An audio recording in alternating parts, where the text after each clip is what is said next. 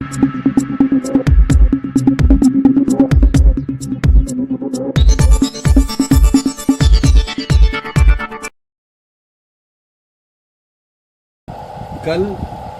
गोरखपुर में एक mega road show BJP ने किया है, इंडिया गठबंधन ने, जिसको सीएम साहब लीड कर रहे थे।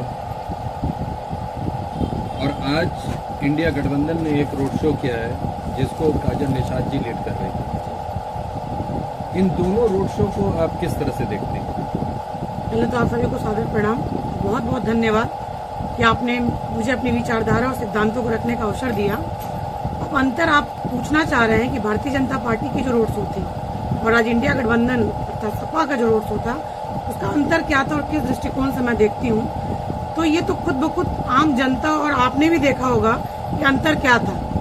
कल जो भारतीय जनता पार्टी का रोड शो था वो करीब करीब 5 घंटे का रोड शो था और उसमें मुझे जहां तक मैं एक एवरेज लगा पा रही हूँ 50,000 से ज्यादा ही लोग थे उस रोड शो में। और आज जो सपा का जो रोड शो हुआ है मुश्किल से 1 घंटे का था। तो सबसे पहले तो आप समय कैलकुलेशन कर लीजिए और जनसंख्या देखिए कि किसके साथ, माननीय योगी जी के साथ कितनी संख्या थी और काजल निषाद जी के साथ कितनी संख्या करी थी। अगर समय की बात कर रहे हैं 5 घंटा वर्सेस 1 घंटा, तो कल आपके पास पूरा टाइम था, 24 घंटे का टाइम था। आज वो समय नहीं था, 5 बजे चुनाव प्रचार खत्म हो जाना है, तो उसी लिमिट के अंदर ही हमको करना था। इंडिया गठबंधन को रैली करनी थी, अपना रोड शो करना था, इस वजह से वो 1 घंटे का है। सवाल वो है कि जनाधार किसके पास है? देखिए, जनाधार तो भारतीय जनता पार्टी के पास है, क्योंकि कल उस रैली में मैं भी मौजूद थी। तो यहाँ भारतीय जनता पार्टी के लिए एक बात कही जाती है कि भारतीय जनता पार्टी धर्म की राजनीति करती है, लेकिन कल मुझे रैली में ऐसा महसूस नहीं हुआ। लगातार गाने बज रहे थे जो राम नहीं, आप सुन लीजिए, देखिए, तो ये धर्म नहीं है। नहीं, मैं एक्सप्लेन कर रही हूँ, राम धर्म से नहीं जुड़ा है क्या? नहीं, लेट मी फिनिश। ये राम इसलिए वो गाना बज रहा था क्योंकि राम मंदिर की स्थापना हुई है, अभी हाल फिलहाल लोगों की भावनाएं जुड़ी है, विचार जुड़े हुए हैं। लेकिन जब रैली टाउन हॉल से निकली और जब रेती पे पहुंची तो हमारे मुस्लिम भाई जो थे मंच पे थे और उन्होंने हमारा बहुत हार्दिक स्वागत किया। वहाँ मेरे भी जानने वाले बहुत लोग थे, मैं वहाँ जाती हूँ अक्सर बाजार में, तो कुछ लोग जानने वाले थे, हाथों हाथ उन्होंने लिया, फूल बरसाए, तो वो स्वागत किए। तो उनकी विचारधारा भी थी कि वो हम लोगों के साथ हैं। आपकी बात से हम सहमत है। 2017 जी, एकाएक मुख्यमंत्री पद इनका नाम आता है और इनको मुख्यमंत्री बनाया जाता है। जिस दिन शपथ लिए हैं उस दिन का अगर फुटेज आप देखिए तो मंदिर के गेट पर चौधरी अमीरुद्दीन के साथ कम से कम 50 मुस्लिम लोग थे जो रसूलपुर और चक्सा हुसैन के थे और आतिशबाजी हो रही थी और जश्न मनाया जा रहा है। तो ये तो बात ही नहीं है कि हिंदू मुस्लिम की बात ही नहीं है। आपने बोला कि बीजेपी को कहा जाता है धर्म की राजनीति। हम उससे ये सवाल पूछ रहे हैं कि अगर धर्म से जुड़ा हुआ अगर आपके ऊपर एलिगेशन लग रहा है तो लगातार तो शुरू से आखिर तक ये बज ही रहा था कि जो राम को लेके आए हैं हम उनको लेकर के आएंगे। तो ये बताइए इसमें गलत क्या था? नहीं, इसमें गलत क्या था? जो राम को लाया, जो ये मंदिर का एक मुद्दा था, विवाद था, सपा के गवर्नमेंट में मुलायम सिंह ने जो गोली चलवाया था, गोली कांड हुआ था, सब सरकार आई बसपा की। मैं व्यक्तिगत रूप से किसी पे आक्षेप नहीं कर रही हूँ, आप समझने का प्रयास करिए। हर सरकार में न्यायालय था ना, बसपा की सरकार हो, सपा की सरकार हो, कांग्रेस की सरकार हो, किसी ने ये पहल नहीं की। ये जजमेंट तो न्यायालय की तरफ से आया था कि राम मंदिर बने। ये जजमेंट पर्टिकुलर नाम मोदी जी ने दिया था ना, हाँ, योगी जी और मोदी जी ने मंदिर बनवाने में सहयोग किया, ये फैसला उनका नहीं था। तो ये एक भावना जुड़ी हुई है कि भगवान की स्थापना हो गई तो भाई उनके माध्यम से हुई। अगर मेरा उद्धार आपके माध्यम से होता है, मेरे जीवन में कुछ विकास आपके माध्यम से होता है, तो मैं आपको गुरु मानूंगी। ये धर्म से बिल्कुल नहीं संबंधित है। तो आइए उसी जुडिशरी की बात कर लेते हैं। आप तो भाई उससे प्रोफेशन एडवोकेट है। जी, 1949 की बात करते हैं। कोर्ट ने कहा ताला खोलने के लिए और कांग्रेस की सरकार थी, उसने ताला खुलवा दिया। तो क्यों नहीं क्रेडिट कांग्रेस को? इनिशिएट तो उसने किया। नहीं तो 92 में फिर क्या हुआ? 92 में भी तो विवाद हुआ था। देखिए, बहुत बड़ा मुद्दा। देखिए, राम मंदिर 92 का जो विवाद था, मैं उस विवाद में, उसका कोर्ट से कोई लेना देना नहीं। मैं उस विवाद में नहीं पढ़ना चाहती। 92 में जो हुआ या फिर 2024 में जो स्थापना हुई 22 जनवरी को, जो स्थापना होनी थी हो गई, राम जी स्थापित हो गए, कल के जो धर्म की जो आस्था थी वो जुड़ गई। अब चुनाव का मुद्दा है। कल का जो रोड शो था जी, कांग्रेस के एक वरिष्ठ नेता ने यह आरोप लगाया है कि वो रोड शो फ्लॉप शो था। और इसी वजह से माननीय होम मिनिस्टर अमित शाह जी ने यहाँ का प्रोग्राम कैंसिल किया। आपका क्या कहना है? नहीं, बिल्कुल ये गलत बात है, गलत आरोप है। गृह मंत्री जो अमित शाह हैं वो कई जनसभाओं में जुड़े हुए थे, जैसे महाराजगंज आए थे, कुशीनगर थे, देवरिया थे। तो गोरखपुर चूंकि सीएम सिटी है, गोरखपुर में योगी जी लगभग पूजनीय है, उन्हें लगा कि गोरखपुर में मैं नहीं भी जाऊंगा तब भी योगी जी के माध्यम से जनाधार हमें मिलेगा।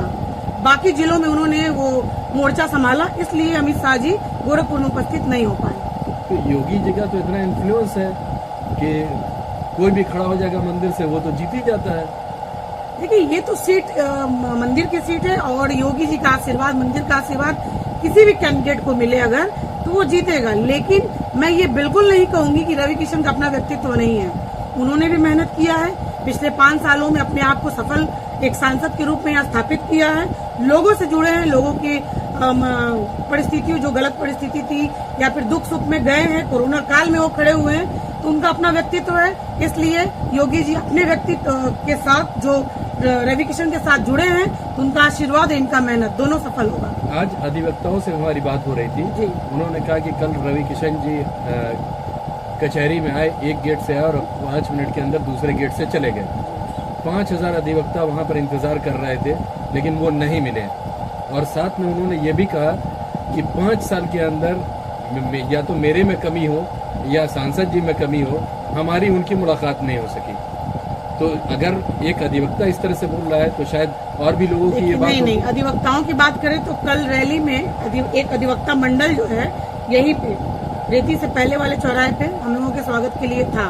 रहा बात कचहरी में या कलेक्ट्री में जो रवि किशन प्रचार के लिए गए थे, तो देखिए सांसद एक अकेला व्यक्ति है, हम सब एक रवि किशन बन के हर गली में हर घर तक पहुंचे प्रचार करने के लिए। सांसद की जहां तक पहुंच थी वहां तक वो जा रहे हैं, लोगों से संपर्क कर रहे हैं, मिल रहे थे। और कचहरी में, कलेक्ट्री में या किसी सोसाइटी में एक लिमिटेड समय तक जा सकते हैं। व्यक्ति अकेला होता है, 24 घंटे का समय है जिसमें 10 बजे तक ही आप प्रचार कर सकते हैं। तो लिमिटेड समय में जहां तक वो मिल सके वो मिले हैं। रवि किशन जी ने एक इंटरव्यू में कहा कि मुझको तो बहुत भय लग रहा है, डर लग रहा है, ऐसा लग रहा है कि चुनाव के बाद मैं साधु बन जाऊंगा। तो अगर साधु ही बनना है तो फिर चुनाव। देखिए, जब लोग प्रभावित लोगों के बीच रहता है तो व्यक्ति तो वैसा हो जाता है। वो माननीय मोदी जी के और योगी जी के संरक्षण में है। मोदी जी साधु है? नहीं, मोदी जी संत हैं। साधु और संत में अंतर होता है। साधु बोला नहीं, सुनिए मेरी बात, मैं साधु हो जाऊं? मैं बता रही हूँ, एंकर ने मैं पूछा बता रही कि हूँ। क्या आगे चल के आपका इंटरव्यू लेने हिमालय आना पड़ेगा क्या? आज मोदी जी देखिए साधना करने जा रहे कन्याकुमारी, इसका मतलब वो थोड़ी है कि राजनीति से उन्होंने संन्यास ले लिया है। एक योग साधना होती है। उन्होंने, रवि किशन जी ने ये बात बोली है। साधु से तात्पर्य ये नहीं कि वो संन्यास ले लेंगे, साधु से तात्पर्य ये है कि उनकी विचारधारा एक संत और साधु जैसी हो सकती है। नहीं, उन्होंने ये बात बोला है कि मैं तो बहुत परेशान, ये उनकी अपना व्यक्तिगत विचारधारा हो सकती है, मैं इस पर कोई टिप्पणी नहीं करना चाहती हूँ। लेकिन जहाँ तक मैं समझ रही हूँ, प्रधानमंत्री से इन्फ्लुएंस नहीं है, क्योंकि जब भी चुनाव होता है प्रधानमंत्री जो है 48 घंटे के लिए कभी केदारनाथ, कभी अभी वहाँ गए हुए हैं, कन्याकुमारी गए हुए हैं, इसके पहले भी गए हुए थे। तो वहाँ से इन्फ्लुएंस होकर के ये इन्फ्लुएंस देखिए होता है। मैं भी इन्फ्लुएंस हुई हूँ माननीय प्रधानमंत्री जी से, लेकिन मेरा अपना एक दायरा है। मैं जाके पहाड़ों पे साधना नहीं कर सकती। साधना में अगर उनके विचारों से प्रभावित होंगी, हो सकता है मैं घर पे कुछ दिनों के लिए योग साधना में लीन हो जाऊं। लेकिन कोई जो परिवार से संबंधित होता है, जिम्मेदारियों से घिरा होता है, तो वो पूरी तरह से जो है संन्यास या संत के मुताबिक जो है साधना में नहीं लीन हो सकता। मैं मोदी जी की विचारधारा से सहमत हूँ और वो साधना पे गए हैं, तो मैं मुझे बहुत खुशी हुई एक भारतीय होने के नाते कि हमारे प्रधानमंत्री एक ऐसे प्रधानमंत्री हैं जो भारतीय संस्कृति को बचाए हुए हैं। रवि किशन जी के तो बहुत दिनों से, हम तो एक लंबे समय से ही उनके उसमें चरित्र में घुसा हुआ है, हर हर महादेव, तो वो तो आधे संत है ही। तो फिर ये क्यों बात आ रही है कि हम साधु हो जाएंगे? अब आप देखिए, मैंने आपसे पहले ही कहा कि ये उनका व्यक्तिगत विचार हो सकता है। अब उन्होंने किस परिप्रेक्ष्य में कहा कि मैं साधु बन जाऊंगा, मैं इस पे ज्यादा टिप्पणी नहीं करूंगी। लेकिन मैं जहां तक समझती हूँ, साधु होने से तात्पर्य ये है कि जो साधुओं की विचारधारा होती है, मोह माया से मतलब थोड़ा सा दूर हो जाना हो सकता है। इंडिया गठबंधन की जो रैली थी वो सफल रैली आप मानते हैं उसको? देखिए, उनके नजर में हो सकता है वो सफल हो, लेकिन मुझे नहीं लगता है कि वो सफल रैली थी, क्योंकि संख्या बहुत कम थी, लोग बहुत कम जुड़े थे, जनाधार बहुत कम था। तो मुझे नहीं लगता है कि सफल रैली थी। वोटरों से क्या अपील करेंगे? जी, आखिरी बिल्कुल, चरण, बिल्कुल बिल्कुल, ये बहुत आखिरी चरण है। महत्वपूर्ण गोरखपुर सीट, वीवीआईपी सीट, प्रधानमंत्री के सीट के बाद सीएम सिटी, बिल्कुल सीएम के साथ दांव पर। मैं बिल्कुल विनम्र होकर सभी ने निवेदन करूंगी गोरखपुर वासियों से। मैं एडवोकेट पूजा गुप्ता आप सभी से निवेदन करती हूं कि आप अपने मूल अधिकार का प्रयोग करें, मतदान अवश्य करें। पहले मतदान फिर जलपान। क्योंकि गर्मी ज्यादा है तो आप कोशिश करें, प्रयास करें, जितनी जल्दी हो सके सुबह निकले और मतदान करें। एक राष्ट्र के निर्माण में, राष्ट्र को विश्व गुरु बनाने में, राष्ट्र को सही आकार देने में हम नागरिकों का बहुत बड़ा योगदान होता है। तो अपने मतदान का प्रयोग करें और मतदान अवश्य करें। जय हिंद, जय भारत। प्रणाम। मैं एडवोकेट पूजा गुप्ता आप सभी गोरखपुर वासियों से ये अपील करना चाहती हूँ कि 1 जून 2024 दिन शनिवार को आप सभी अपने घर से निकले, अपने बूथ तक जाएं और मतदान अवश्य करें। मतदान हमारा मौलिक अधिकार है। भारतीय संविधान में हमें हमारा अधिकार दिया गया है। इस अधिकार को पहचाने, इस राष्ट्र को बनाने में, उसको सही दिशा निर्देश देने में, विश्व गुरु बनाने में और देश को एक अच्छे स्थान पे पहुंचाने में, उसको सही आकार देने में हम भारत के नागरिकों का बहुत बड़ा योगदान होता है। तो हमें अपने अधिकार का प्रयोग करना चाहिए और मतदान को अवश्य करना चाहिए। एक बार फिर से मैं आप सभी से निवेदन करती हूँ कि आप मतदान अवश्य करें। पहले मतदान फिर जलपान। जय हिंद, जय भारत।